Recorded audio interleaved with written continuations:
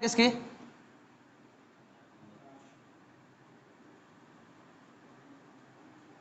ठीक है बेटा, अभी हम सब चीज आपको डिफाइन करते हैं इन चीजों को। देखिए आकाशगंगा को समझते हैं। ब्रह्मांड के अंदर 100 अरब से ज्यादा क्या है? आकाशगंगा है, सही है। और हर आकाशगंगा 100 अरब तारों से मिलकर बनी है। ध्यान रखना, कितने तारे होते हैं? 100 अरब। अब आप सोचो सर आते कैसे होंगे? आपको पता होगा जो आकाशगंगा है या जो आपकी हमारी मंदाकिनी है, उनका जो आकार होता है ना वो सर्पिलाकार होता है। कैसा होता है? स्प्रिंग देखा है? स्प्रिंग इस तरह से होता है बेटा, ऐसे। कैसे होता है बेटा? ऐसे। अब मान लो इस अलमारी के टाइप में बहुत सारी चीजें, तो कुछ यहाँ भी होंगे, बोलो बेटा कुछ यहाँ भी होंगे, कुछ यहाँ भी होंगे, कुछ यहाँ भी होंगे। तो आप बताओ ज्यादा चीजें आ जाएंगी या कम? हम लोग रैक क्यों बनवाते हैं बेटा? रैक क्यों बनवाते हो आप लगातार रखने के लिए? तो बहुत सारी चीजें आ जाती हैं, समझ में आ गया? तो ऐसे ही आकाशगंगा है। तो आकाशगंगा सीधी नहीं है, अगर सीधी होती तो कम स्टार दिखाई देते उसमें, लेकिन वो क्या है? परत टू परत है, तो वो किसी को ढकते भी नहीं है एक दूसरे को, और पूरी पूरी परतें हमें दिखाई भी देती हैं। सही है? तो चलिए समझते हैं इसको। आपके बहुत सारी बेटा इसमें क्या है? आकाशगंगा है। तो थोड़ा सा कुछ की बात कर लेते हैं हम लोग, तो हम इसको ना बना देते हैं कुछ चीजें।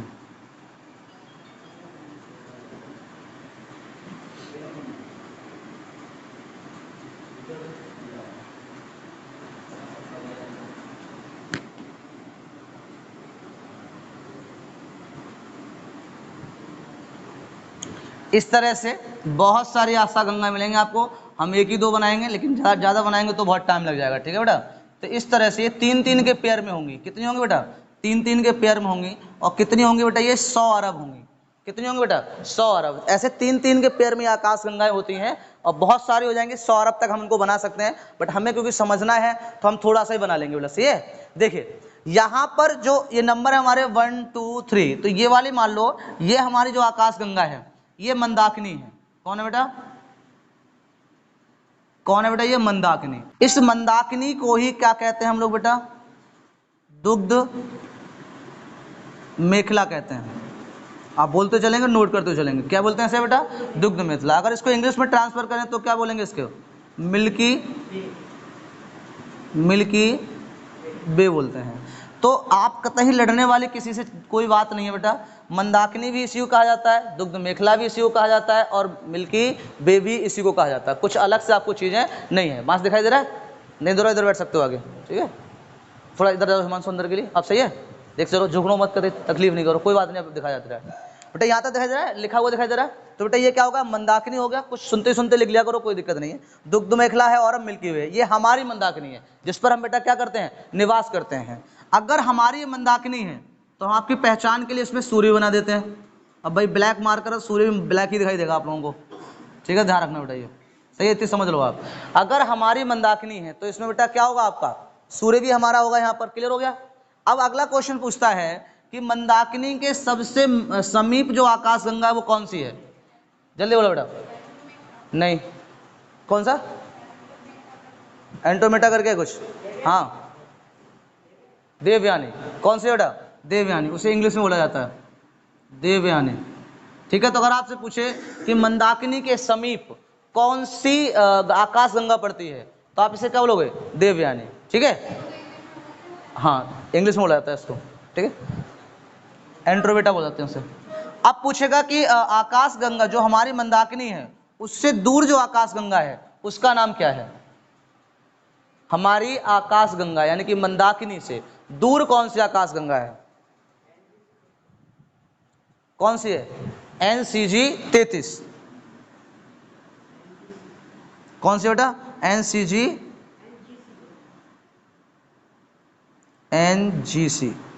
NGC 33। तो ये मंदाकिनी के क्या है? पास है देवयानी, और ये मंदाकिनी के क्या है? दूर है। ठीक है बेटा, इनको 3-3 पेयरों में डिवाइड किया गया है। क्या करा गया बेटा? 3-3 पेयरों में डिवाइड किया गया है। किसमें किया गया बेटा? 3-3 पेयरों में। इस तरह से 3-3 पेयर बनते रहते हैं, इस तरह से। ठीक है बेटा, तो इनको क्लस्टर कहा जाता है। जो 3-3 के पेयर बनाए जाते हैं उन्हें क्या कहते हैं? क्लस्टर। 3-3 खंडों को क्या बोला जाता है बेटा? क्लस्टर बोला जाता है। तो आपसे पूछ सकता है कि क्लस्टर क्या है, तो आप समझ लेंगे आराम से। बोले यस या नो। तो इसे क्या बोलेंगे बोला, क्लस्टर। समझ में आ रहा होगा यहाँ तक।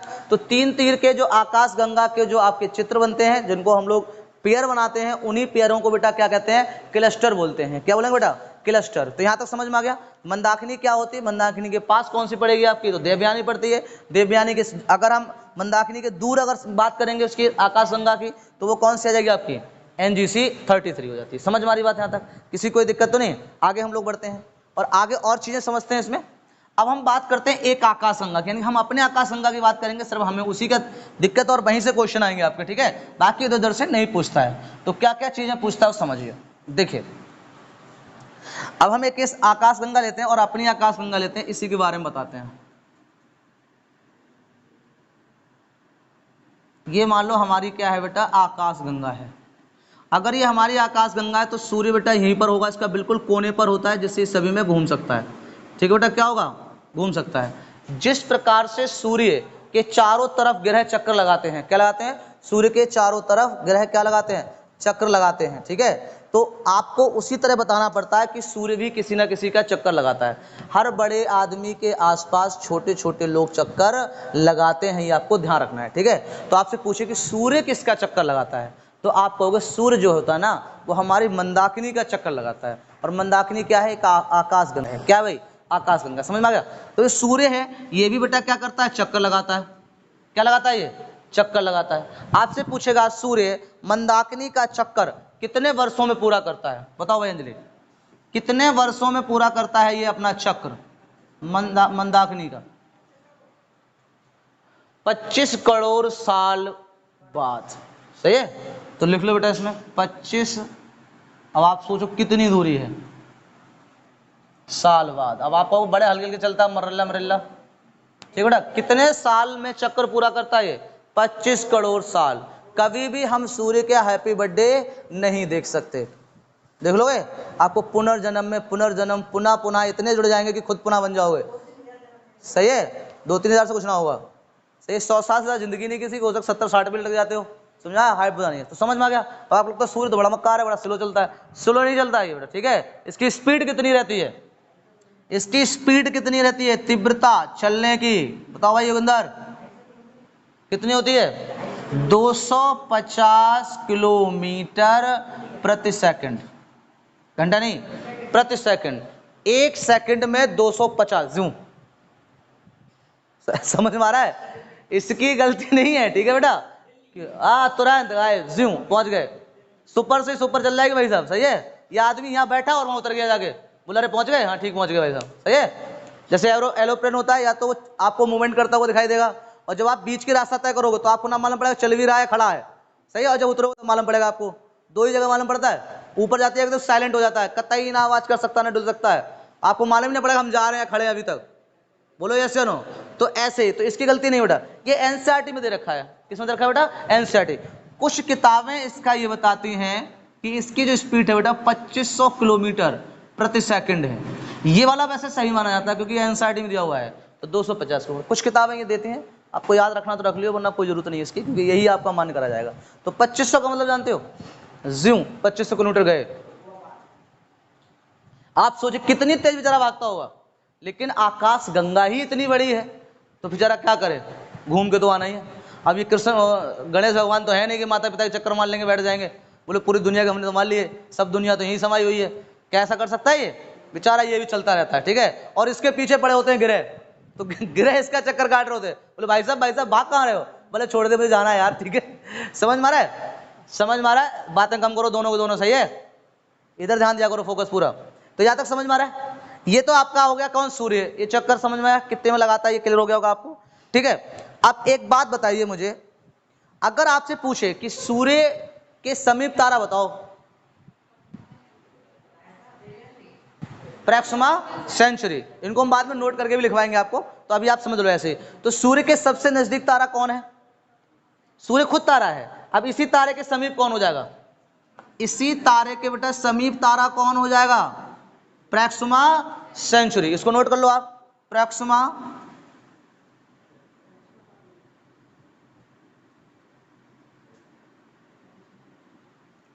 सेंचुरी।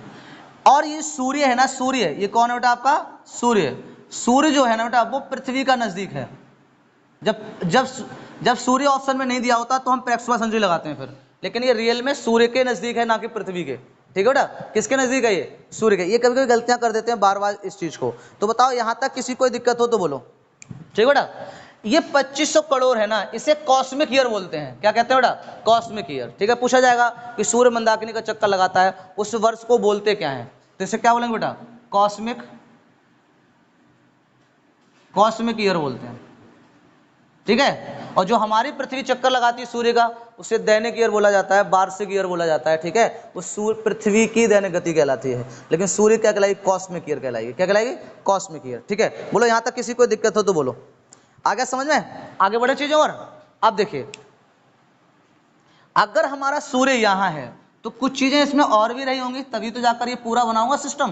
बोलो यस या नो? ठीक है, तो इसको हम हटा देते हैं, दोबारा से एक चित्र बना लेते हैं तो आपको और बेटर समझ में आ जाएगा। अब देखिए इसमें क्या है,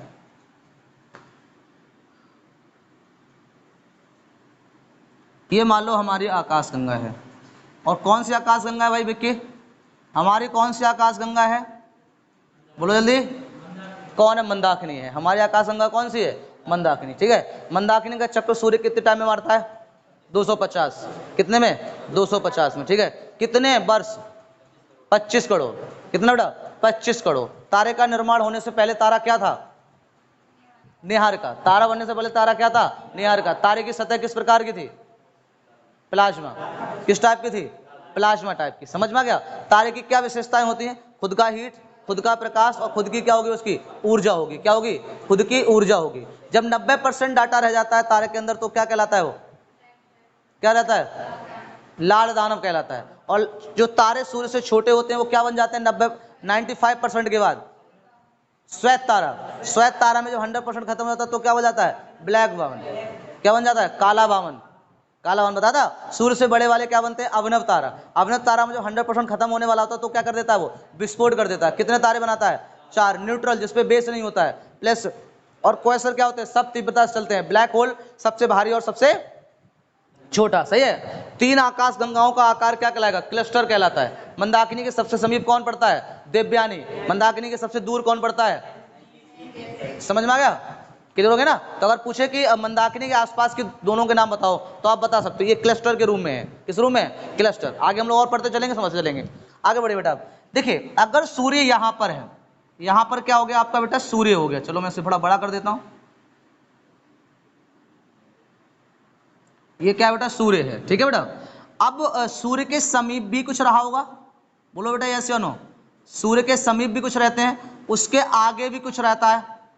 ये सब मंदाकिनी में हम लोग पढ़ने वाले हैं। और उससे आगे भी कुछ रहता है। ठीक है बेटा, बता सकते हो। तो सूर्य के सबसे उचित दूरी पर है। सबसे दूरी पर कौन रहता है? सूर्य के सबसे दूरी पर कौन रहता है? बोलो क्या कहते हैं उसे? सूर्य के सबसे दूरी जो सतह होती है उसे क्या कहा जाता है? सबसे दूर जो रहता है, जल्दी बोलो क्या कहेंगे? सूर्य के सबसे दूर तारामंडल। क्या कहलाते हैं? तारामंडल। तो ये आपका सबसे दूर क्या हो गया बेटा? तारामंडल हो गया। चलो भाई बिक्की बताओ, तारामंडल की संख्या कितनी होती है? तारामंडलों की संख्या कितनी होती है? अंजलि 84। तुम बताओ भाई। हाँ दोनों। हाँ आप देखो एक दूसरे को हाथ मार रहे हो। 89 होती है। कितनी होती है बेटा? अगर आपसे सीधे क्वेश्चन पूछ सकता है कि तारामंडलों की संख्या कितनी होती है तो 89 होती है। तारामंडल होता है भाई सप्तऋषि, और ये सब तारामंडल के अंतर्गत आते हैं। क्लियर हो गया? तारामंडल के पहले कौन पड़ जाएगा आपका? नक्षत्र पढ़ते हैं। क्या पढ़ेंगे बेटा? नक्षत्र। ये नक्षत्र जो होते हैं कितने होते हैं बेटा? 27। कितने नक्षत्र होते हैं? 27। इन 27 नक्षत्रों का ज्ञान होना ही ज्योतिष विज्ञान कहलाती है, एस्ट्रोनॉमी कहलाती है। खगोल विज्ञान को एंटोनॉमी कहते हैं। क्या कहलाते हैं? और अगर आपने 27 ग्रह पढ़ लिए तो आप क्या हो गए? ज्योतिष हो गए। आप किसी की कुंडली बना सकते हो, किसी की कुंडली खराब कर सकते हो, किसी का विवाह किसी से करा सकते हो, मांगली को अमांगली बना सकते हो। ये नक्षत्रों का ज्ञान होता है। ठीक है, कैसे नक्षत्र होते हैं, क्या होते हैं, उनको समझेंगे हम लोग। बट हमारे पास पैट कर रहे हैं हम लोग, तो नक्षत्रों की हमें आवश्यकता नहीं होगी, समझाने की कोई आवश्यकता भी उनकी नहीं है। जब फ्री टाइम हम भूगोल का पूरा एक वो चलाएंगे आपका, तो अब आपको उसमें समझाएंगे नक्षत्र क्या होते हैं। ठीक है, राशियां क्या होती हैं, कितनी राशियां होती हैं ना, एक नक्षत्र पे कितनी राशियां सवार रहती हैं। ठीक है, जैसे मान लो आपकी एक राशि है तो उस राशि में जब आपका जन्म होगा तो उसमें 2.5 नक्षत्र होंगे। क्या क्या होंगे बेटा? ढाई। क्योंकि आपने देखा एक ही जन्म हुआ हो, एक ही समय पे जन्म हुआ हो, लेकिन दोनों बच्चों के लक्षण होते हैं वो अलग होते हैं, तो वो नक्षत्र काम कर रहे होते हैं उस टाइम पे ना, कि वो किस नक्षत्र में पैदा हुआ है। पंडित क्या देखता था पहले पूछेगा जन्म कब हुआ, तुम आप दिन बता दोगे, तो फिर दिन का फिर पूछे कितने बजे, तो आप बता दोगे, फिर आपको मिनट पूछेगा, तो पता चलता है कि उस टाइम पर कौन से नक्षत्र चल रहे थे। 2.5 नक्षत्रों में कौन सा नक्षत्र उस टाइम पे था। नक्षत्र चेंज होते रहते हैं समय के अनुसार, सही है, वो हम लोग आगे चर्चा करेंगे, अभी जरूरत नहीं है हमें। 2.5 नक्षत्र कैसे होते हैं। सूर्य के सबसे समीप कौन होता है आपका? सौर मंडल होता है। कौन होगा बेटा? सौर मंडल। और सौर मंडल में होंगे कौन? ग्रह। क्या होंगे बेटा? ग्रह। ग्रह की संख्या अभी वर्तमान में कितनी है बेटा? 8। ग्रह की संख्या वर्तमान में कैसी है? तो आप कहोगे बेटा 8 है। क्लियर हो गया? यहां तक किसी को दिक्कत हो तो बोलो, बोलो भैया कितनी होती है? 8 होती है। नक्षत्रों की संख्या 8। 8। बहुत बढ़िया। तारामंडल, सौर मंडल, इन्हीं सौर मंडल को हमें जाके पढ़ना है आगे जाके, तो कुछ चीजें बेसिक बता देते हैं इसकी। तो यहां तक बोलो क्लियर हो गया। अगर आपसे पूछे आकाश गंगा का जो आकार होता है वो कैसा होता है, चलो मुझे बताओ, जल्दी जल्दी मैंने बता दिया है। आकाश गंगा का आकार कैसा होता है? आकार कैसा होता है, तो आप कैसा बताओगे? सर्पिलाकार। तो लिख लो ऐसे हेडिंग जल्दी जल्दी, सर्पिलाकार होता है। सर्पिलाकार। अगर आपको याद हो तो हमने बताया था अभी, ये कैसा होता है बेटा? एक जो आपका स्प्रिंग होता है ना, उसकी तरह होता है, इस तरह से। समझ में आया बेटा? ऐसे ऐसे आप रैक बना लो, तो यहाँ भी तारे ही तारे, यहाँ भी तारे ही तारे, यहाँ भी स्टार स्टार, यहाँ भी स्टार स्टार। समझ में? इस तरह से स्टार बने हुए होते हैं। इसलिए हमें अंतरिक्ष में यानी कि आकाश गंगा में बहुत सारे क्या होते हैं बेटा? स्टार दिखाई देते हैं। समझ में आया? और सब सबके ऊपर होने की वजह ये बिल्कुल स्पष्ट दिखाई देते हैं, कोई किसी को परत को झांकता नहीं है। ठीक है बेटा? ये नहीं कि तू भाई छुप जा मैं दिखाई दूंगा, बट आपको कभी टिमटिमाते हुए दिखाई देते होंगे। ये क्या होता है बेटा? टिमटिमाते हुए दिखाई देते हैं। तो इनका वो जो हमारा वायुमंडल है उसकी जो हमारी नजर होती है वो आपको कराता है। कभी पानी में भी आपने कलर देखे होंगे, अब वो पानी कलर नहीं होते, वो सूर्य के किरणों के कलर होते हैं। सूर्य प्रकाश कर रही है और आप उसको हिलाओ तो अलग अलग कलर देगा पानी, देखा होगा नहीं चीज तो। ठीक है बेटा? यहाँ तक समझ में आ गया? तो ये आपका सर्पिलाकार होता है। आकाश गंगा का आकार कैसा होगा बेटा? सर्पिलाकार होता है। यहाँ तक बताओ, किसी कोई दिक्कत हो तो बोलो। आगे बढ़े बेटा हम लोग, चले एक चित्र और बनाते हैं फिर आगे की ओर बढ़ते हैं। जल्दी जल्दी हम लोग को आकाश वो पढ़ना है, मंडल सॉरी ग्रह पढ़ने हैं टोटल, जल्दी जल्दी। तो देखिए बेटा एक चित्र बना लेते हैं और समझ लेते हैं। सबसे पहले जो आपका रहता है बेटा वो क्या रहता है? सबसे पहले क्या रहेगा आपका? ब्रह्मांड। क्या रहेगा बेटा आपका? ब्रह्मांड। ब्रह्मांड के अंतर क्या रहती है? कभी कभी ऐसे क्रम में पूछता ही है। ब्रह्मांड के अंदर क्या रहेगी? बोलो बेटा ब्रह्मांड के अंदर क्या रहती हैं? आकाश गंगाएं। बोलो बेटा ब्रह्मांड के अंदर क्या रहेंगी? आकाश गंगा। तो ये बन गया बेटा आकाश गंगा, ये इनका क्रम रहता है सही से। आकाश गंगा के अंदर क्या रहते हैं? अभी बताया था हमने, आकाश गंगा के अंदर कौन रहते हैं? तारामंडल। कौन रहेंगे बेटा? तारामंडल। और तारामंडल के अंदर कौन रहते हैं? बोलो बेटा नक्षत्र। नक्षत्र के अंदर कौन रहते हैं? सौर मंडल। कौन रहेंगे बेटा? सौर मंडल। कितने ग्रह? 8 हो जाए तो बता दियो, हो गए? 3 और 3 6 और 7, एक कहाँ घर ले जाओगे? ये बेटा 8 ग्रह रहेंगे, सही है बेटा? अब इनके अंदर रहता कौन? सूर्य। तो बेटा आपका सूर्य यहाँ बैठा हुआ है। आपका सूर्य कहाँ है? 8। ये क्रम है, सूर्य, सौरमंडल, नक्षत्र, तारामंडल, आकाशगंगा पर ब्रह्मांड। तो सबसे ऊपर कौन? ब्रह्मांड। यहां पर कभी कभी और लगा देता है ब्रह्मांड, फिर आएगा आपका क्लस्टर, फिर आता है आकाशगंगा। समझ में आया? ब्रह्मांड, ब्रह्मांड के बाद क्या बनेगा बेटा? क्लस्टर, क्लस्टर के अंदर कौन आएंगे? आकाशगंगा। तो अगर कभी कभी बना दे तो आप इतना तो बता ही दोगे आराम से कि हमने बता रखा है। ठीक है? बाकी आपका सही चित्र जो होता है वो क्रम में इसी तरह से रहता है। बोलो यहाँ तक किसी कोई दिक्कत हो? आगे बढ़ जाए हम लोग, समझ में आ रहा है एकदम? कोई दिक्कत? ठीक, चलिए बेटा आगे बढ़ते हैं। रफ कर दें इसको, कॉपी कर लिया? कोई दिक्कत नहीं है? बताओ भाई विक्की, समझ में आ रहा है?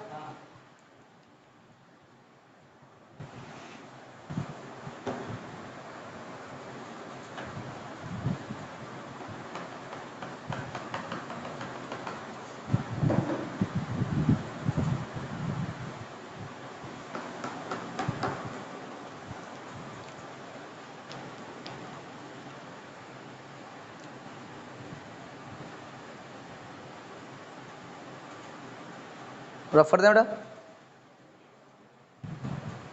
बन गया?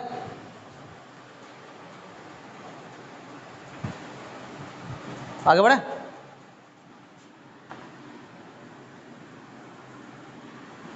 आगे देखते हैं।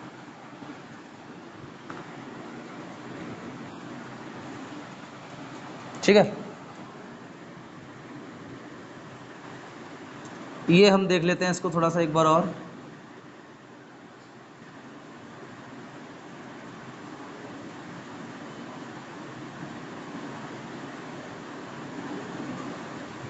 ठीक है, आपसे पूछे आकाशगंगा किससे मिलकर बनी है? आकाशगंगा किससे मिलकर बनी है?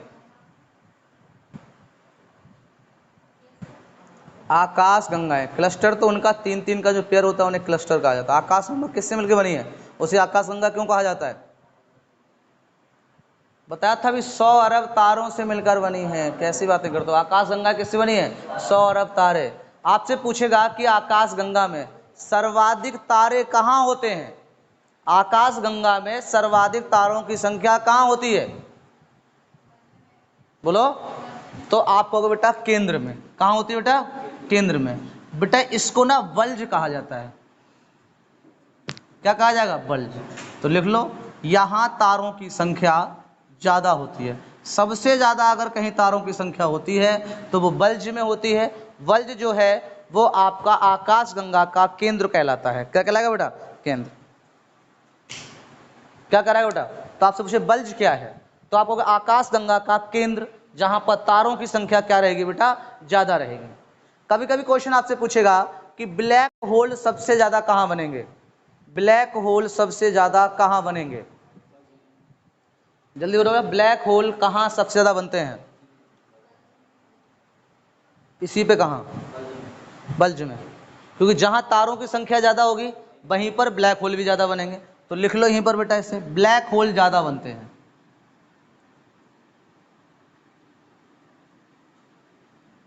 ठीक है बेटा, ब्लैक होल अगर सबसे ज्यादा बनेंगे तो वो कहां बनते हैं? बल्ज में बनते हैं। कहां बनेंगे बेटा? बल्ज में। ठीक है, यहां पर क्या रहेगा आपका? सूर्य। सूर्य के सबके समीप तारा, बोलो जल्दी बेटा, कौन होगा? Proxima Centauri. बता चुके हैं। तो सूर्य के सबसे समीप तारा कौन कहलाएगा? Proxima Centauri. ठीक है, फिर पूछेगा कि सौर मंडल का सबसे चमकीला तारा। सौर मंडल का सबसे चमकीला तारा चमक रहा है? नहीं चमक रहा है, हैं? Dog star. ये आपको मान लो हमें चमका देते हैं, आप तो सफेद चमक रहा है। तो सौर मंडल का सबसे चमकीला तारा, जल्दी बोलो। देखो साइरस। कौन सा होता है? साइरस। लिख लिया। और साइरस को क्या कहा जाता है? डॉग स्टार कहा जाता है। क्या कहा जाता है? Dog star. उसे पिछले वाला पढ़ा हुआ है, अभी तक याद है? पिछला वाला याद है? अब बहुत भयंकर, बड़ा मेमोरी तेज है। पिछला वाला याद है ना? ठीक है, चलिए, मैं समझ तो रहा था मैंने पढ़ाया है कहीं ना कहीं। ठीक है, चलिए बेटा, तो अच्छी बात है, आपको एकदम कंठस्थ हो गया होगा, आप गलती नहीं करोगे इनमें बार बार। सही है, खत्म हो जाएगा। देखो जल्दी ले, अगला लिखो बेटा यहाँ पे। तो ये क्या हो गया आपका? साइरस। साइरस को डॉग स्टार बोलते हैं, अभी हम समझाएंगे भी इसको कि डॉग स्टार क्या होता है। तो बेटा ये साइरस हो गया आपका। तो सबसे जो चमकीला तारा वो कौन हो जाएगा आपका? साइरस। इसे डॉग स्टार बोलते हैं। क्या बोलेंगे? Dog star. कभी कभी साइरस नहीं देता है ऑप्शन में, वो डॉग स्टार दे देता है, तो वहीं बच्चा घूम जाता है कि साइरस तो था हमने पढ़ा, बट डॉग स्टार नहीं पढ़ा था। ठीक है, तो आपको याद रखना है। और जो अंजलि है वो वही चीज़ बता रही है जो इंग्लिश में हो। हम देवयानी बता रहे हैं, वो आपका एंड्रॉइड बता रही है। सही है, हम साइरस बता रहे हैं, वो डॉग स्टार बता रही है। ठीक है, तो वो सही, अच्छी बात है, और ये आपको याद भी रखना चाहिए, ऐसे क्वेश्चन आपसे पूछ लेता है। तो यहाँ तक बताओ, किसी कोई दिक्कत हो तो? आगे समझ में? चलिए आगे बात करें हम लोग। सबसे ठंडा तारा बता सकते हो? यहीं पर नोट कर लो कुछ चीजें। सबसे ठंडा तारा कौन सा होता है? सबसे शीतल तारा, जल्दी बताओ। सबसे ठंडा, तुम्हें लगता है कुत्ता तारा हो सकता है जो ठंडा हो? बोलो जल्दी। हाँ, कौन सा होगा?